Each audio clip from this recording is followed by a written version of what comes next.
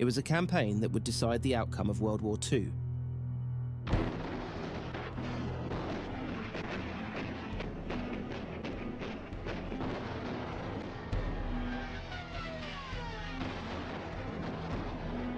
The largest ground invasion in history.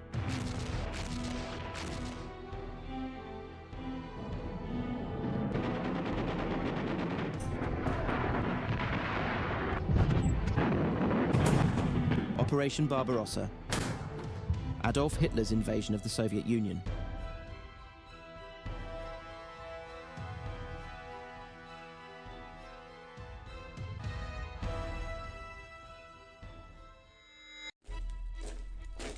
In June 1941, millions of German troops, with thousands of tanks and aircraft, swarmed across Soviet borders. At first, they took city after city and captured or killed hundreds of thousands of Soviet troops. Victory seemed inevitable, but the Soviets weren't going to surrender the motherland so easily. Painfully close to capturing Moscow, what many historians believe would have been the knockout blow, Germany's advance ground to a halt and even began being pushed back. And the Soviets wouldn't stop pushing back until 1945 in Berlin with the destruction of the Third Reich. The question is, how did Operation Barbarossa come so close to success before falling apart at the seams? Or was it in fact doomed from the start? This video will dispel some of the common myths surrounding the operation's failure and reveal what I believe to be the root of its downfall. But before we get into all that, here's a quick summary about what actually happened during the invasion. There are plenty of videos online that cover the invasion step by step, so I won't go into too much detail here, but a brief summary will set up a few talking points for later. When Barbarossa kicked off on June 22, 1941, the German army was huge.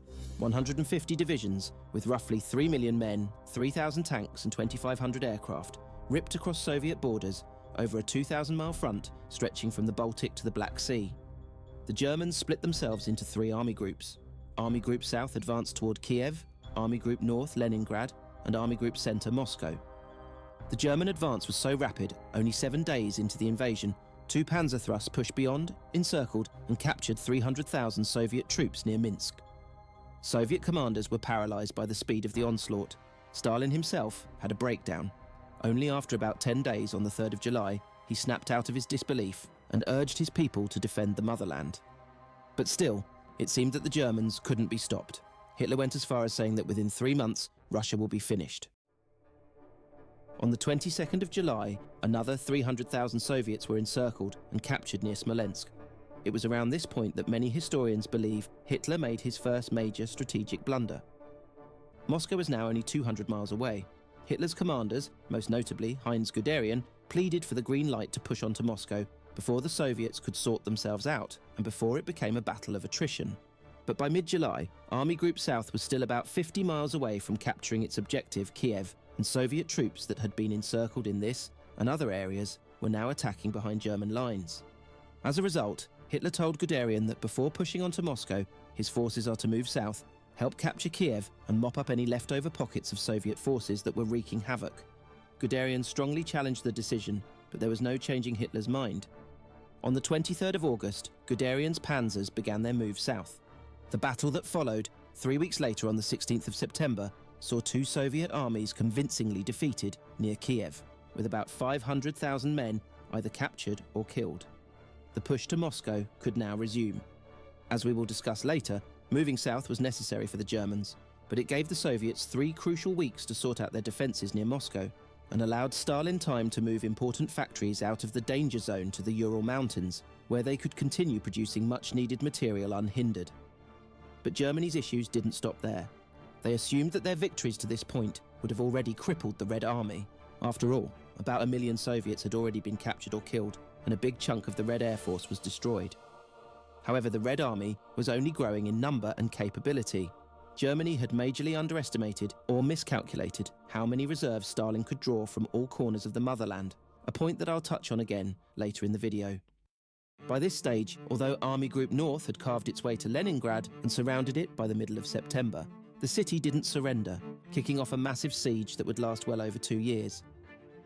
Crucially, all 3 army groups had progressed so far toward their objectives that German supply lines were extremely stretched. All the while, the Soviets were receiving supplies from Britain and the US. The invasion was becoming a war of attrition, production and numbers, exactly what Hitler wanted to avoid.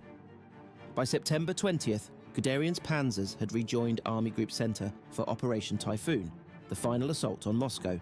Again, they tore through Soviet defenses, and by early October had encircled more Soviet troops. However, winter was rapidly approaching. Horrendously cold October rain transformed the region into a mud bath. German tanks kept getting stuck, and the advance slowed to a snail's pace, and they were still 50 miles away from Moscow. By November, it was so cold the muddy ground froze over, allowing German tanks to move again, and they managed to cut off the railways north of Moscow. However, German forces south of the city were contending with ferocious Soviet counters, and as time ticked on, the weather only got colder. The Germans were woefully ill-prepared for the harsh conditions. They didn't even have winter clothing. Hitler believed the operation would be wrapped up before winter, and giving the troops winter clothing at the start of the invasion would give the impression that things might not end so quickly and thus lower morale, a decision that would now see them suffering horribly. By the 4th of December, the furthest forward German troops were only about 20 miles from Moscow, but now the full force of winter would strike.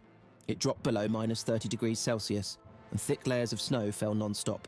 Weapons and tanks became unusable, and more soldiers were in hospital from frostbite than by enemy actions. The Germans had no choice but to stop the attack on December 5th.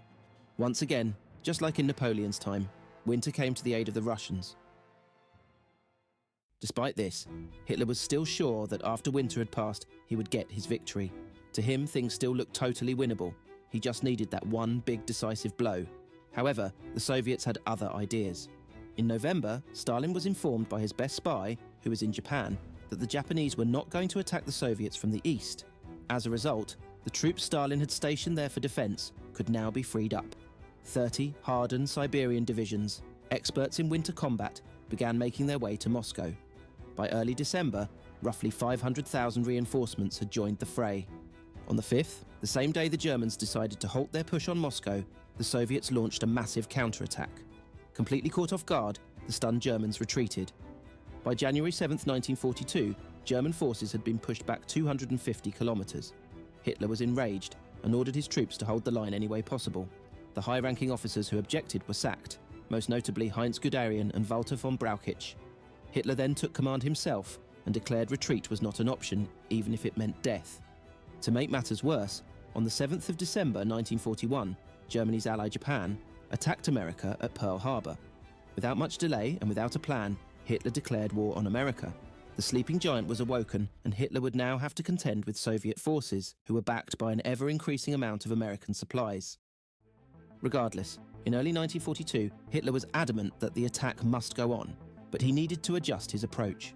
Maintaining a push along the entire front wasn't doable any longer.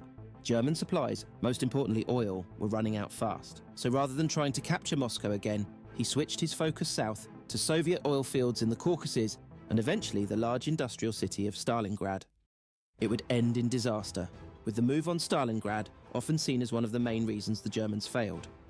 By August of 1942, the Germans had made their way to Stalingrad, where 4 months of savage urban warfare ensued. Long story short, the Germans captured over 90% of the city before running out of steam, being encircled, and eventually surrendering. Roughly 1 million Germans were either killed or imprisoned, and with that, the region couldn't be held, and precious oil supplies eluded Hitler. For the remainder of the war, it was primarily the Soviets on the front foot. As time went on, the Red Army only got bigger and more efficient. Over the coming years, they continually pushed the Germans back, out of Eastern Europe and all the way to Berlin. But why? Why did Barbarossa fail at the supposed last hurdle? Before I get into that, I want to dispel a few popular myths attributed to the operation's collapse. Some you will recognise I've already mentioned. Over the last 80 or so years since the operation, the story we are commonly told, which is strikingly similar to the quick overview I've just given, is that the Germans invaded the Soviet Union, won multiple quick victories, had the Russians on the ropes near Moscow, and would have won if it wasn't for things such as the Russian winter, Guderian's halt on Moscow, and Hitler's bad decisions. America's eventual involvement in the war also gets mentioned quite a lot. Many arguments have been made over the years, proposing that if different choices were made, or if things were slightly more in Germany's favour in the case of the weather, then Barbarossa would have ended up very differently. And I'll admit, I used to believe a few of these theories, particularly the one about winter, and that Guderian's southern turn cost the Germans Moscow, and if they had taken Moscow, they would have won. However, a great series of videos by the YouTuber Potential History, whose work I'll be touching on in this section, really changed my mind and convinced me that whilst there might be a grain of truth to these theories, a lot of these ideas miss crucial points or ignore the fact that some things couldn't be changed. And even if they were, it wouldn't have made much of a difference anyway. There's no denying that the winter hindered the Germans a great deal, so there's a point to be made in terms of carrying on certain attacks once winter arrives and labelling that as a bad move. But the issues caused by the weather, the Russians have to contend with as well. It's just that they were better prepared for it. Remember, the Germans didn't even have winter clothing because Hitler thought he would secure victory before autumn was over. Not surprisingly, the Soviets were extremely well equipped with winter clothes. In addition, they made sure their tanks and vehicles were designed to stand the cold, and that they had the right fuels and lubricants to increase the chances that they didn't freeze. The Germans, though, didn't. A lot of the time, German tanks wouldn't even start. They often had to light fires underneath their tanks at night, to even give them the chance of starting in the morning. However, the severity of the Russian winter wasn't some secret piece of knowledge that only the Russians had. One only has to look at history and Napoleon's invasion of Russia to realise that the Russian winter really is a different beast, and any invading force better be prepared for the worst-case scenario. So the argument can be made that it wasn't the winter itself that destroyed the German push. It was their overconfidence that the invasion would even last long enough for winter to arrive, and their lack of planning if that possibility arose. Not to mention, by that time, German supply issues were rearing their head. So even if the Germans had prepared themselves better for the weather, there were other major issues that would have overshadowed and nullified that preparation, and we will cover those in the next section. After the war, some generals and historians began saying that Barbarossa, and even the war on the whole, was doomed because of poor decisions made by Hitler, and that he needed to listen to his generals instead of sacking them. Being dead, Hitler became an easy scapegoat. But it wasn't always the case that his decisions were bad. Granted, there are instances later in the war where Hitler disregards his generals and made bad calls, for instance the Battle of the Bulge. However, the war was more or less a foregone conclusion at that point. During Barbarossa, where important decisions had more of an impact, quite often, Hitler ends up making the right call. Case in point, Hitler's generals believed that taking Moscow meant certain victory, and it should be prioritised. However, there are reasons suggesting otherwise. Don't get me wrong, Moscow was still very important. It had vital railways around it, the government were there, and of course it was the capital. And when the capital fell in nations such as France earlier in the war, they would more often than not surrender. However, Hitler made it crystal clear that surrender meant death and enslavement for the Soviets. As far back as the 1920s, when he wrote Mein Kampf, Hitler was planning to conquer Russia, and never hid the fact that he saw the Soviets and communism as Germany's greatest enemy, going as far to say that people of Slavic blood were subhuman or aliens. His motivation for conquering Russia was the idea of attaining Lebensraum, or living space and resources, for an ever-growing German population. This involved the Hunger Plan, which would have seen over 30 million Russians starve to death in an extermination effort that would have dwarfed even the Holocaust. He also wanted to enslave enough Russian peasants and farmers to tend the land and keep things ticking over.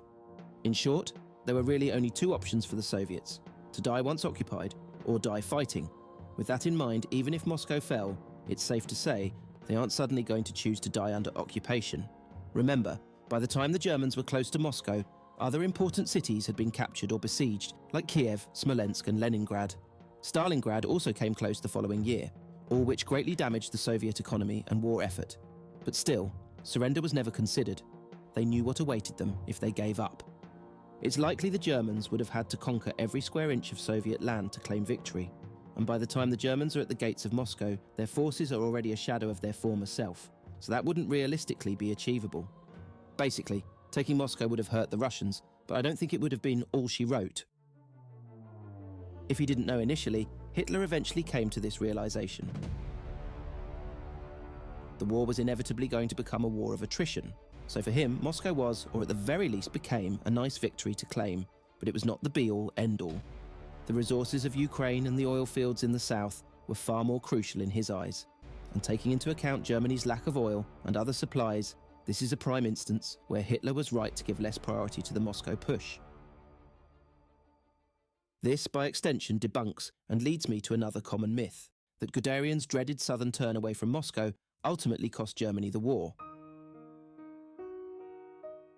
Let's just pretend for a second that taking Moscow would have secured victory, and Hitler listened to Guderian and his generals about racing there. There's evidence to suggest that it could very well have ended in complete disaster and sped up the German defeat. Before we dive in, here's a quick recap and some generally accepted thoughts about Guderian's turn south. On the 19th of July 1941, Hitler orders panzer units from Army Group Center to move south to Kiev and capture it before any further attempt on Moscow. This is commonly seen by German generals and historians as the moment Germany blew their opportunity to capture the capital and ultimately win. But below the surface, this choice isn't actually as stupid as it's been made out to be. Firstly, there was a huge Soviet salient around Kiev, roughly 800,000 strong, that Army Group South was struggling to destroy, or at the very least push back. It was risky business for Army Group Center to storm for Moscow without it being taken care of, as they could have, very conceivably, been attacked from the side and rear if the flank wasn't secured. Another point that gives credence to the southern turn is simply that it was always a part of the plan. When planning Barbarossa, it was decided that the army groups wouldn't move on to their next objectives if another group hadn't captured what they needed to, and support from one group would be given to another, if needed, to achieve that. So with Kiev not having been captured in the south, it's logical that Army Group Center would send help to shore up their southern flank before attempting to push to Moscow. Otherwise, as I said before, they run the risk of getting into serious trouble. So in reality, Hitler was just following the plan that he and his military advisors formulated before the invasion, plans that, as I've outlined, had reasonable logic behind them, which links back full circle with the idea that all of Hitler's decisions weren't rash, emotional, spare-of-the-moment calls that led to Germany's downfall, which feels like an appropriate time to quickly mention Hitler's decision to attack Stalingrad.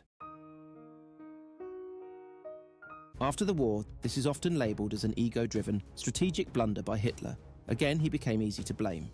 It's said that his motivation for capturing Stalingrad wasn't for resources, but because he couldn't stand that a city bearing the enemy's name still stood. Not to mention, it would be great for propaganda and reasserting himself as a great warlord after the failure to take Moscow. Although I'm sure Hitler would have loved those things, there was actually reasonable logic behind his desire to capture the city. With the capture of Stalingrad, the Nazis would have a base from which to launch a flanking attack on Moscow. With one master stroke, the Russian armies to the south would be cut off from help. And in the north, Russian factories, Russian farms, and Russian armies would be practically cut off from Caucasus oil, and also from American and British supplies, which were shipped to Russia through Iran and Iraq.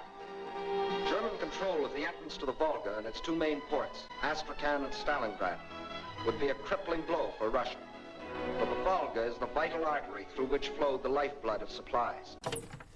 So in theory, capturing Stalingrad made a lot of sense, and in reality it was a must. One way or another, Hitler knew that the war would end here in Russia or in Berlin, and to continue the war effort he needed oil from the Caucasus, and Stalingrad was crucial in ensuring the northern choke point of the region was secured. But it's largely looked at as a huge mistake because it ultimately failed, not because the idea was inherently bad. The Germans actually took about 90% of the city before eventually running out of steam, and the reasons they ran out of steam were building up, or set in stone, well before the attempt to capture the city, and we will discuss those now. If I had to narrow things down, two ideas stick out to me as the main reasons Barbarossa failed. 1. Careless military planning by the Germans, and 2. The German psyche itself, and the way they overestimated their own capabilities. Although I've labelled these as two separate reasons, they go hand in hand, with a lot of the poor military planning coming as a result of a warped Nazi mentality and belief system. As you will see, a willingness to overlook and underplay a major supply issue predicted in the plan due to sheer overconfidence crushed their chances of winning. Let's begin with an overview of just how bad Germany's supply and logistics issues were during the operation. Germany's rapid advance early in the invasion meant that the front lines were quickly a long way from supply points. Naturally, crucial supplies began taking longer and longer to reach where they needed to. Not to mention the trucks, which were the main way supplies were moved, now used more resources to get to their destination. These issues only became more and more pronounced the further the Germans got. To make matters worse, pockets of Soviet troops were still active in the gaps between the fast-moving panzers and the infantry, and would often attack supply trucks moving through such areas. A great deal of trucks also became unusable due to heavy dust from the roads clogging up their engines. Already by August, roughly a quarter of Army Group Centre's trucks were lost, as well as a whopping 40% of Army Group North's. A great deal of tanks also became useless in the same manner. Some panzer units had lost up to half of their tanks by August, many of which were still perfectly operational, except for their dust-clogged engines. More than once, General Guderian requested replacement engines. However, as the Germans typically planned for short campaigns and expecting this one to be over quickly as well, before issues like this arose, they never built spare engines in the numbers that were required. Although even if they had, it likely wouldn't have fixed things, as supply issues and getting the engines where they needed to be fast became a problem. The other main way supplies were moved was by train, but this came with its own set of complications. The USSR was so big, it needed big trains, and big trains need big tracks to run on. German trains being smaller couldn't fit on Soviet tracks. The Germans did somewhat get around this by having dedicated units that moved along the tracks with the trains, making them usable, as well as building service stations along the track route to ensure things ran as they should. But this in itself was a large-scale building operation that drained men and material. Add the fact that the Soviets destroyed many of their own trains and train stations under their scorched earth policy, and many German service stations were destroyed by pockets of retreating Red Army troops, and you have a situation where it's a bit of a nightmare for the Germans to transport things by train. An example of this, a little later in the war, was during the Battle of Stalingrad, where the 3 railway tracks running to and from the city weren't fully adjusted to accommodate German trains. This resulted in massive lines of trains and supplies banked up, unable to get to the city, leaving the German troops there horrendously short of food, fuel, ammo and other essentials. General Paulus in Stalingrad desperately needed more men to capture the city, but he couldn't even equip the men he had, let alone any more. These issues are highlighted by the lack of food the Germans had at this point. They more or less had to live off the land. However, the Soviets had destroyed crops and other food supplies, again under their scorched earth policy, so the Germans had to resort to taking what they could from locals. But even then, there are reports that many had to eat their horses before even making it to Stalingrad. To rub salt into the wound, the Soviets weren't experiencing any of these supply problems. Quite the opposite, actually. Even as the war was going on, Russian production was increasing.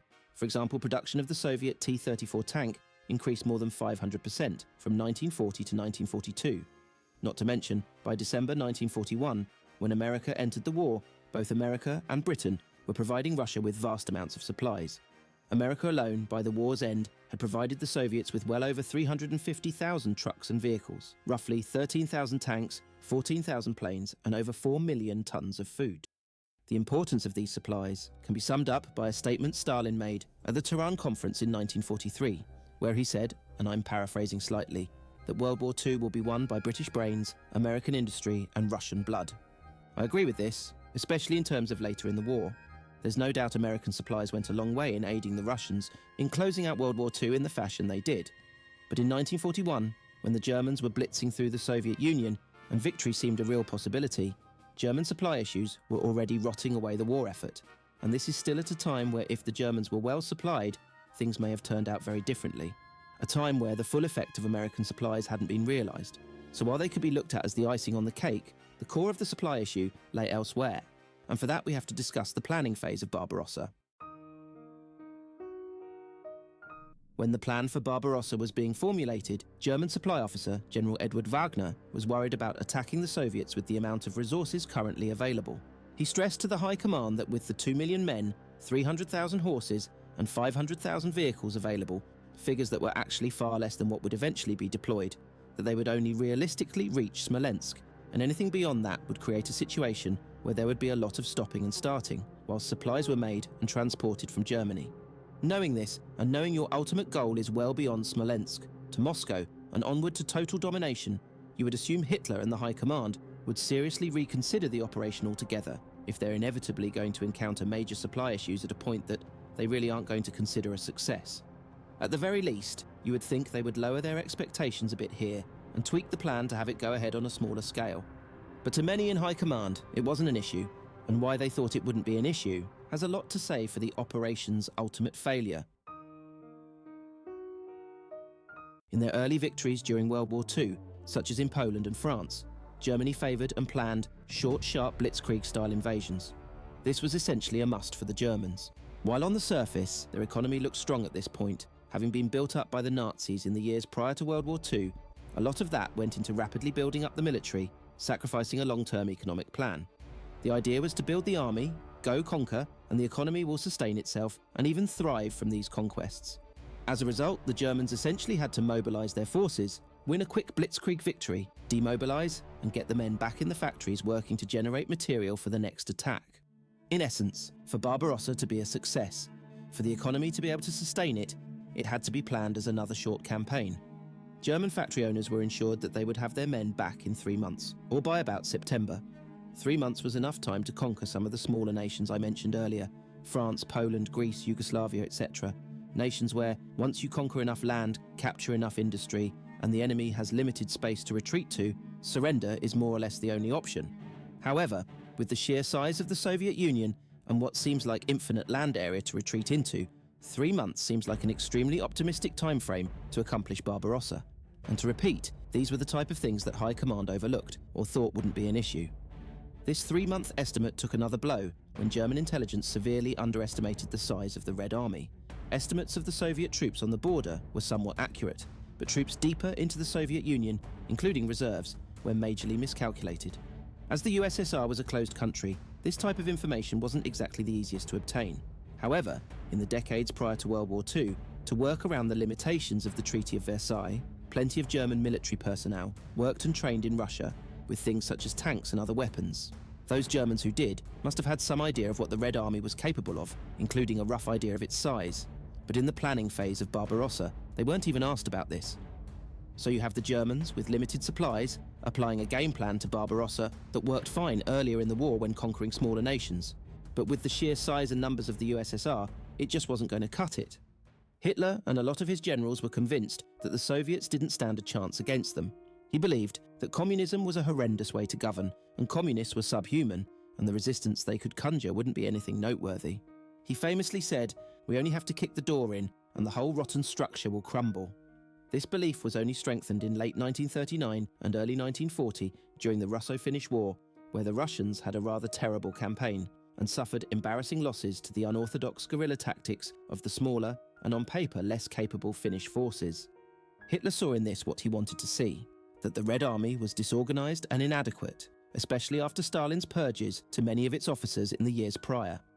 The Germans were sure they could storm into the USSR, conquer a few major cities like Minsk or Smolensk, and Soviet resistance would fall by the wayside, to the point that the march on Moscow and beyond would be more like a victory parade than a battle. That's why we see such a short deadline for Barbarossa and the willingness to overlook probable supply issues, because in German eyes, things would be wrapped up before that ever became a problem. Astonishingly, the Germans didn't even have a backup plan formulated if things didn't go as they thought it would. They just thought they're too strong for their plan to fail, and the main reason why they think that goes a long way to answer seemingly obvious questions like, why on earth would they go ahead with an operation with so many variables and a high likelihood of issues? And why wouldn't they at least have a rough plan worked out if things go sour? Surely the predicted supply issues in isolation would make them think twice about everything.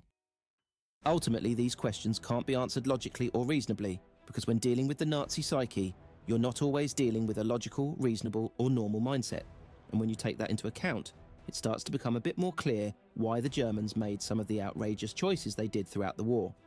But what was it about the Nazi mindset that made them believe that victory was a foregone conclusion? Well, according to historian David Stahill, it's said that in his speeches and writings, Hitler always emphasized the triumph of will. He stressed that he made it from humble beginnings and went from a corporal in the German army in the First World War all the way to the Führer of Germany due to pure willpower and a uniquely German inner belief. This links in with other ideals Nazis held about being the superior race. Furthermore, this innate quality that they believe only they have, a quality that the people they consider subhuman don't possess, is ultimately going to deliver them to victory in war. We see this mindset in full force during Barbarossa, and even before it, during the planning phase, where the Germans go full steam ahead into something that they are quite frankly undersupplied and underprepared to pull off. All of this to say that when looking at the main reasons Barbarossa failed, yes, poor military planning and overlooking the supply issues really stuffed the Germans in the long run, but their completely warped belief system and overestimation of their own capabilities put them into that position in the first place. And as they say, the rest is history. If you enjoyed the video, don't forget to like and subscribe, and for another similar video, click the one on your screen now.